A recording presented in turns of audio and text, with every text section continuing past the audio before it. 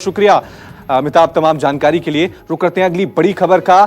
MSME के अंदर केंद्र सरकार के जो भी बकाए हैं उनको 45 दिनों में वापस कर दिया जाएगा। ये बड़ी खबर सामने आ रही है।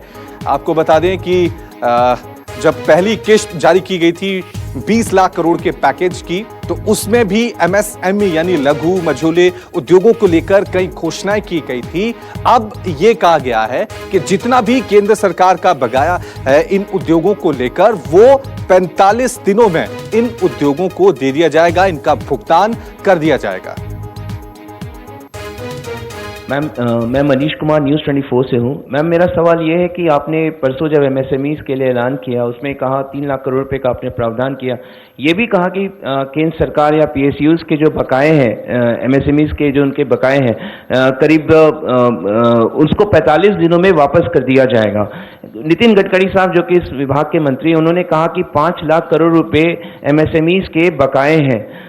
ये कितना चिंताजनक स्थिति है, क्योंकि आप इतने बड़ा राहत पैकेज भी उनको दे रहे हैं। उनको जल्द से जल्द पैसा दिलाने के लिए केंद्र सरकार कैसे सुनिश्चित करेगी, क्योंकि ये विपक्ष भी इस पर लेकर सवाल खड़े कर रहे हैं। मैं सोमनाथन जी जो एक्सपेंडिचर सेक्रेटरी है उनसे डिटेल जवाब देने के लिए बोलती हूँ। बट एक विषय, पिछले अक्टूबर से आपको याद होगा, अभी सोमनाथन जी एक्सपेंडिचर सेक्रेटरी है, इससे पहले मुर्मू जी थे।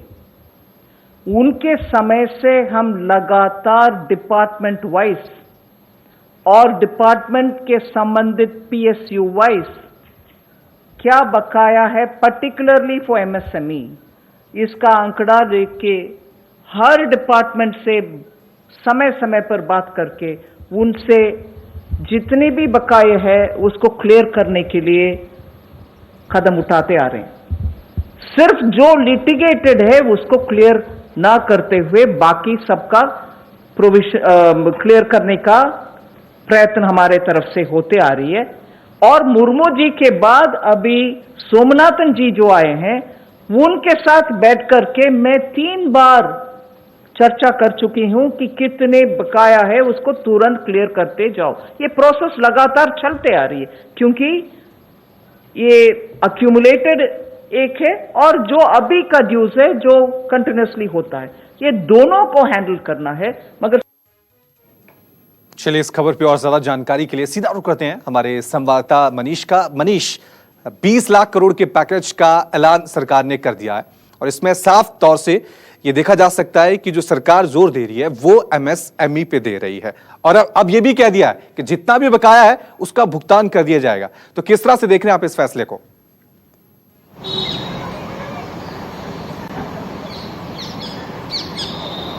बिल्कुल, देखिए, साफ तौर पे एमएसएमई का जो कुछ भी बकाया है, और खास तौर से हमने वित्त मंत्री को और एक्सपेंडिचर सेक्रेटरी को कहते हुए सुना कि करीब केंद्र सरकार के पास 773 करोड़ रुपए बकाए, और केंद्र सरकार के जो अलग अलग विभाग रेलवे और डिफेंस को आप जोड़ ले तो कुल मिला के 10,000 करोड़ से कम बनता है। लेकिन वित्त मंत्री ने साफ तौर पर कहा कि एमएसएमई जो कि इस समय सबसे ज्यादा संकट के दौर से गुजर रहे हैं, उनके बकाए का भुगतान कराने के लिए पूरी कोशिश में वो जुटी हुई है। कई दौर की बैठक भी चली, और आपको ध्यान होगा कि परसों जब एमएसएमई के लिए राहत पैकेज का ऐलान किया गया था तो वित्त मंत्री ने साफ तौर पे कहा था कि 45 दिनों के भीतर केंद्र सरकार के पास जो कुछ भी बकाया है वो उसका भुगतान जो है, चाहे पीएसयू के पास बकाया उसका भुगतान वो एमएसएमईज को करेंगे।